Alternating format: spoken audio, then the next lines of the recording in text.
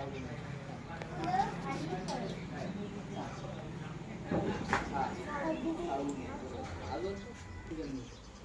सगळ्यांनी जे सांगितलं एकदम परफेक्ट सांगितलं बरोबर. हे झाडापासून आपल्याला मिळतं बरोबर ना.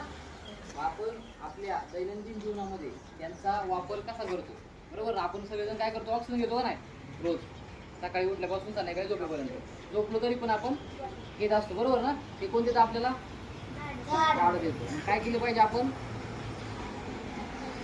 काय केलं पाहिजे, झाडं लावली पाहिजे. सगळ्यात पहिलं काय केलं पाहिजे, हा लावल्यानंतर त्यांना काय करायचे, आपल्याला जगवायचे. जगवण्यासाठी काय करायला लागतं, त्याला पाणी घातलं पाहिजे रोज वेळेच्या वेळेस बरोबर ना. आपण रोज पाणी पितो का नाही. आपल्याला जगण्यासाठी काय आवश्यक असतं, अन्न पाणी बरोबर ना. आता मग त्यांना पण काय पाहिजे, अन्न आणि पाणी पाहिजे बरोबर.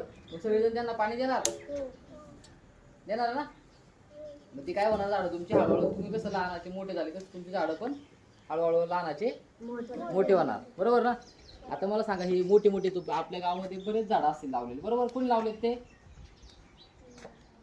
कोणी लावलेत, अजून त्यांचीच काम आहे का झाडं लावायचं. अजून आपल्या आजी आजोबांनी लावले असतील ना, जुने लावले लावले ना. आजी आजोबांनी वडिलांनी लावले ना झाडं. फळं खाता का तुम्ही त्या झाडांची, खाता ना. मग आता तुम्ही ही झाडं जर लावली, याची फळं कोण खाणार, तुम्ही पण खाणार. आणि तुम्ही मोठे झाल्यानंतर तुमची मुलं, तुमची घराची खातील का नाही बरोबर ना, खाणार ना. मग काय करायचं आपल्याला, आजपासून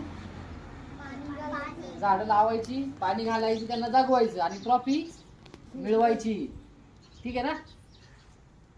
चालते सर, चालेल. हा नाही, तुमच्या उपक्रमाची थोडक्यात माहिती सांगा ना, कसं म्हणजे तुम्ही तालुक्यात काय करताय.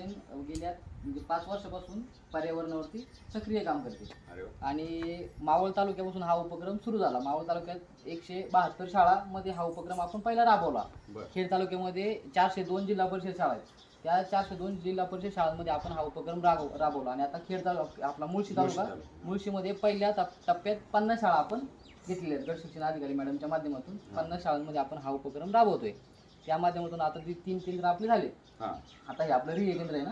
आता हे रिहे केंद्रातल्या 2-3 शाळा आमच्या झाल्या, तर हे चालू आहे. प्रत्येक शाळेतल्या प्रत्येक जिल्हा परिषदेच्या प्रत्येक मुलाला एक कुंडी आणि एक झाड आपण देतोय. म्हणजे त्यांना आत्ता ह्या लहान वयापासून झाडांची आवड निर्माण होणार आहे. त्याच्यातून काय होते, ही आमच्या वयापर्यंत आली, आपल्या वयापर्यंत झाली की त्यांना झाड लावायची किंवा सांगायची गरज लागणार. झाड